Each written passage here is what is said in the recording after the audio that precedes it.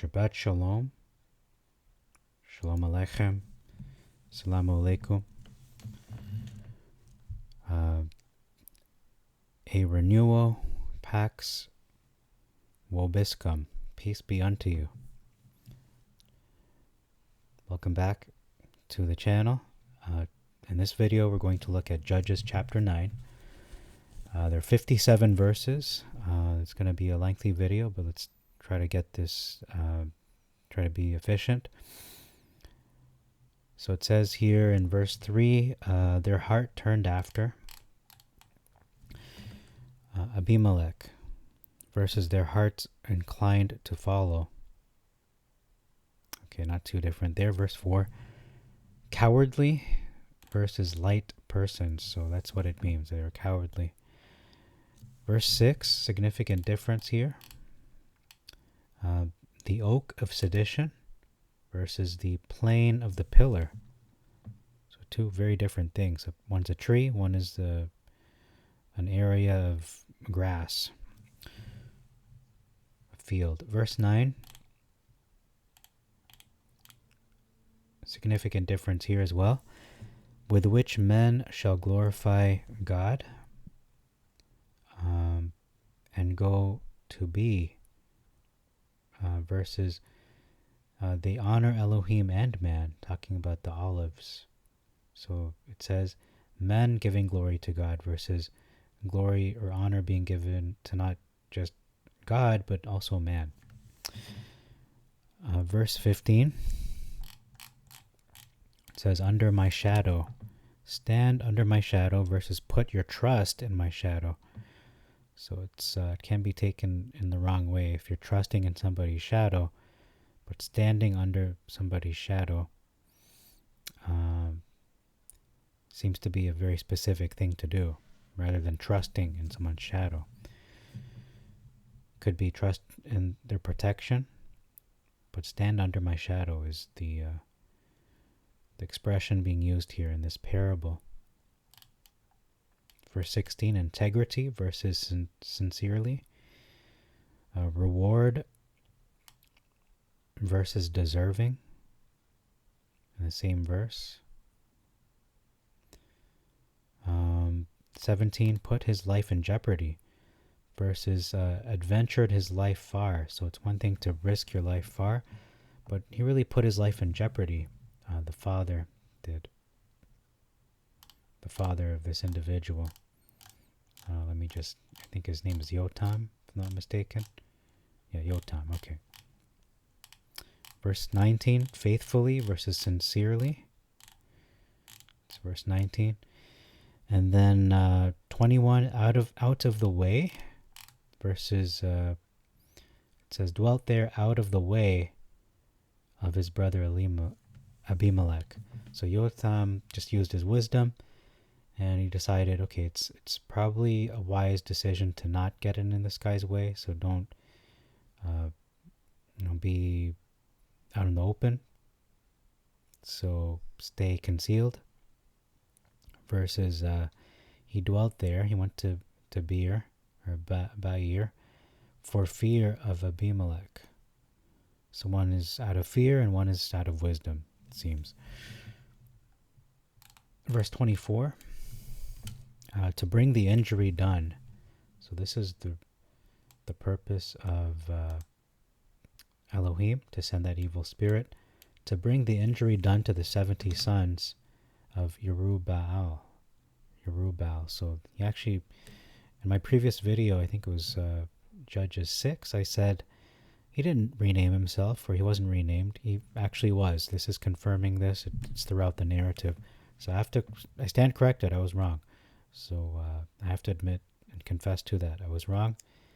And it seems that Judges 6, you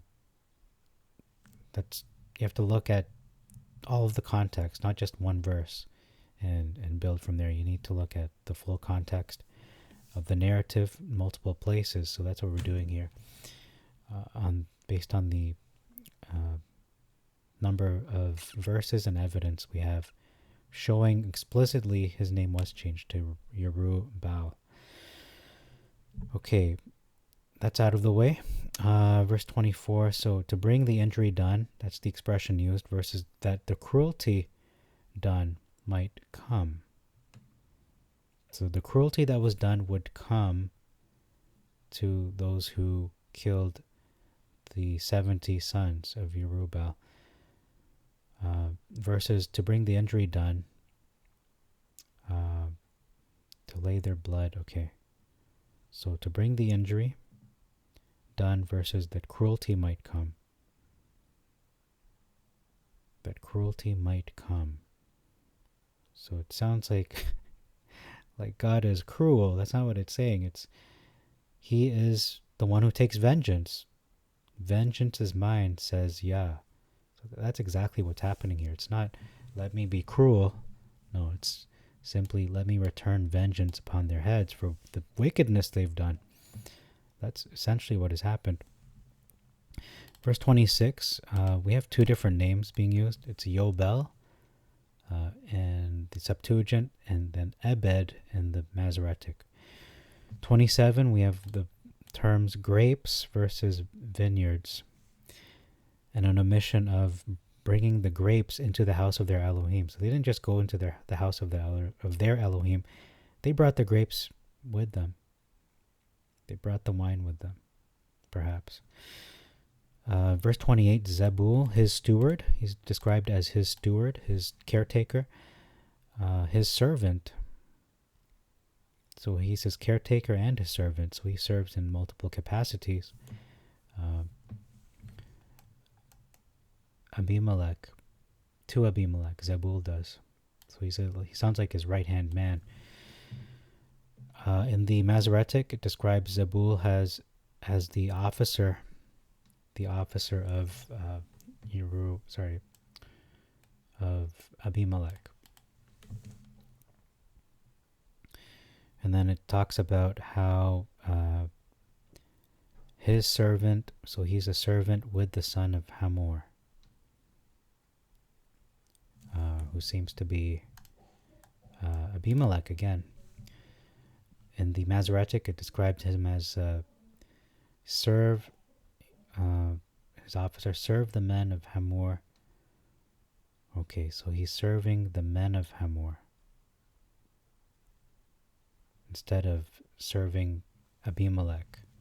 So that seems to be a significant difference, that he's serving Abimelech rather than all the men of Hamor. So that's an interesting difference. I'm going to just put that as an SD, a significant difference there, in verse 28. And I'll just notate that serving Abimelech only, Abimelech, versus the men of Hamor. Okay, so that's important if you're trying to be factual.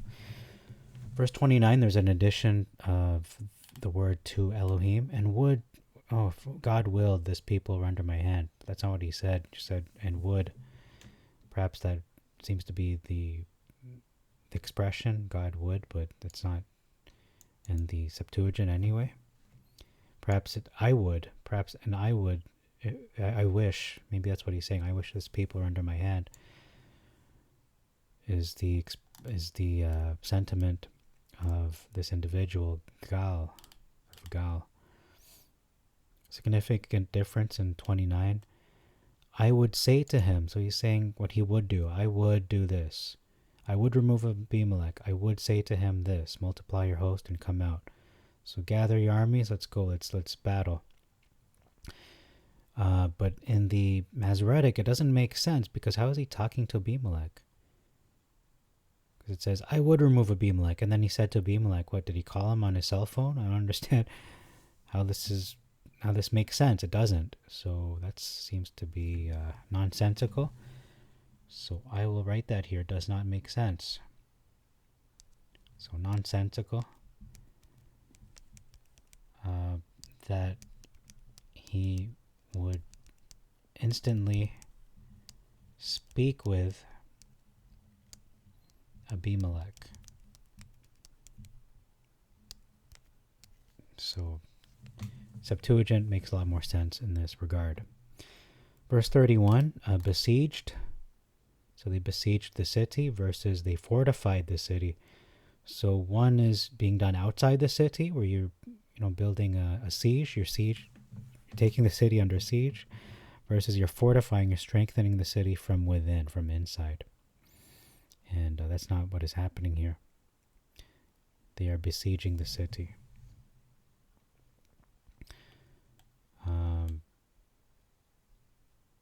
Okay, I think that makes sense. So it's this is referring to Gaal. Gaal and his brethren are come to Shechem, and they have besieged the city against you. Right, because he's the one who wants to kill Abimelech. Okay, so they are preparing to overthrow Abimelech, essentially. Whether it's besiege or fortify, they're building a coup. They're preparing a coup. Okay, verse 33, according to your power. So do to him, Abimelech, do to him according to your power. Do to Gaal according to what you are able to do. Plan based on your abilities versus, just, do whatever you find occasion to do. So according to the circumstances, serendipity, leave it up to chance. Don't really plan. Just wing it, essentially. Just play it by ear, happy-go-lucky kind of vibe. I don't think that's what is being said here in the Masoretic anyway. Doesn't seem prudent. Verse 34, ambuscade, which means an ambush, versus laid wait. Very similar terms, similar strategies. Verse 37, an omission of westward, so we can see there's a very specific direction where they're coming from. And this is not just anywhere, this is the border on the middle of the land. So Gaal is telling Zebul, I see a people coming down from the westward direction, from the border on the middle of the land. I see them. This is specifically where they are. He's giving very specific, providing very specific details as to where these men are coming from. And Zebul is kind of nonchalant, saying, oh yeah, really? He's kind of, just trolling him. He's saying, oh, is this the guy you hate? Okay, all right. No, but at first he says, no, these are just the shadow of the mountains as men. You're delusional. You're seeing things. He's just trying to, I don't know, maybe he's delaying. Maybe that's a strategy to get Zebul's trying to get Gaal to take them lightly, like it's not really a threat. Your mind's playing tricks on you. You're just seeing things, so just let it slip. Verse 38, an addition of I pray now. So he's saying, please fight. Okay, go please fight with them. No, he's not saying please, he's just saying, okay, just go fight them then. And the battle is in array. It's a specific strategy where it's like guerrilla warfare. Verse 40, there's an addition, wounded. So they didn't wound anyone, they just killed everybody. They just killed. They didn't take any prisoners. Verse 41, they entered into Arema. So Abimelech entered into this place versus he dwelt there. So it sounds like he's been living there. He already set up his home base there. No, he's just entering Arema.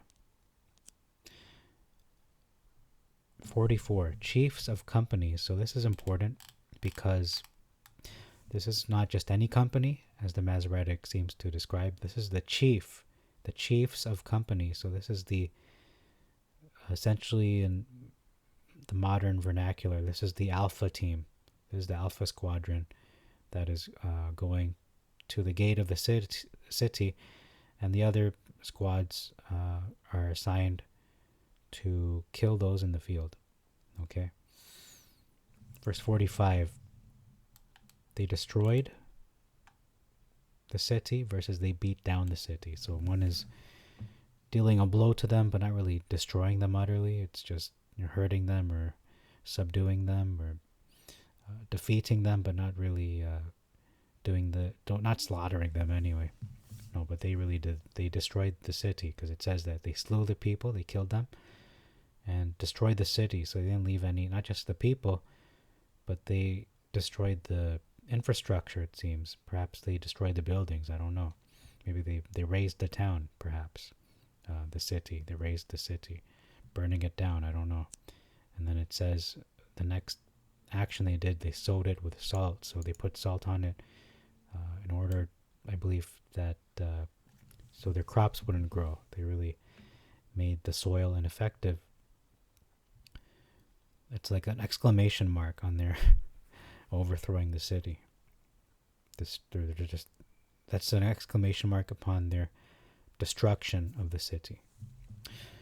Verse 46, gathering of Bethel versus a hold. In any case, this is a place of gathering. Verse 48, we see branch, the word branch being used versus a bough. Now, a bough is the main branch. It's a large branch. In any case, it's large enough to be laid on the shoulders of Abimelech, and not just shoulder, as in the Masoretic, but plural shoulders. So it's just picture, Christ carrying the cross. It's like that beam that he's carrying across his shoulders. It's not just a little, small branch on his shoulder, like a baseball bat. It's really across his body. That's what it seems to be. If it's across his shoulders, if it's large enough to be across his body width. Okay, next in 51, it says that they shut the door outside them, the people of the city. So it sounds like they shut the door of the city or the gates. And in the Masoretic, it says they shut to them. So it sounds like the same thing. They're shutting the doors of the city. And they gathered, they went up on the roof of the tower. So on top of the tower versus on top to the top of the tower. So maybe it's enclosed in the Masoretic, but in the Septuagint, they're really on top. Whether it's an open roof or they're at the top and they call it the roof. In any case, they're at the top of the tower. So perhaps they're outside of the tower in terms of, again, being open air. But in any case, they are at the top in a secure place. Abimelech says that he besieged the tower versus he fought against it. So besieging the tower makes more sense versus fighting a tower. How do you fight a tower? So he really besieged it. They laid siege to this tower, and then he drew near to the door versus he went hard at the door, like bringing a battering ram, perhaps. But he simply burnt the door with fire. And also burning the tower, it seems. Is this a flammable tower? Well, they set fire to it in any case. Or trying to. But all of a sudden a woman cast a piece of millstone on the head of Abimelech. And it says here in the Septuagint, broke his skull, so she killed him. Instantly died. Or maybe didn't instantly kill him, because it talks in the next verse, it describes how he communicated to his armor bearer. So he didn't die instantly. Okay, so the action was complete in the Septuagint. His skull was broken, but he still had enough mental faculty and verbal capacity to communicate. But in the Masoretic, it says, and all to break his skull. So it sounds like, and she did this in order to break his skull.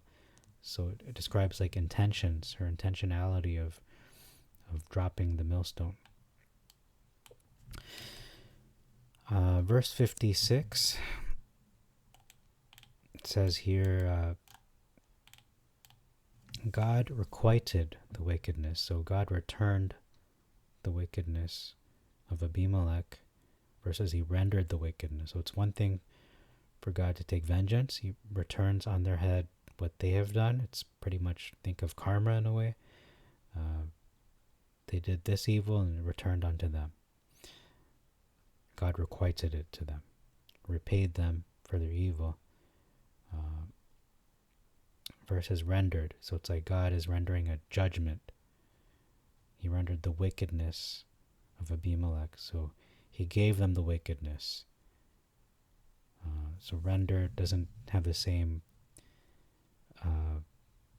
feel, at least. It says turn, to turn the wickedness. But it really makes sense that he returned it. To turn wickedness to somebody means maybe they did not deserve it, but to requite wickedness means, yes, they did deserve it. This is the judgment. This is the vengeance of Yah upon the house of Abimelech, because he did evil. He worked evil against his father's household of Yerubbaal in the action of him killing his 70 brethren. Such an evil man. Okay, so that's all for this chapter. It's quite an interesting story. It does remind me of the Book of Kings somewhat. All this political like backstabbing and just sounds like a political thriller in the ancient world. So thank you very much for your time. I hope that was interesting to you. All these differences seem to show us just how the Septuagint is a more reliable witness. It just makes more sense in the narrative flow, and there doesn't seem to be any contradictions, very little, if any, besides the name Yerubbaal in Judges 6 being a little bit confusing. I don't know how else to... Maybe I'll just pause and just investigate Judges 6 for a moment. Okay, so I just want to go over chapter 6 just for a moment, because it seems to be, I said initially, it's a big difference. Because in verse 31, Gideon, the son of Joash, said to all the men who worship this Elohim, the false Elohim, the letter B is his name, let him plead, whoever will plead for him, let him be killed this morning. If he be an Elohim, let him plead for himself. So they mockingly called him Yerubbaal. And it says he called it. He called it. So who's he? He called it in that day, Yerubbaal. Saying, okay, so perhaps he renamed himself.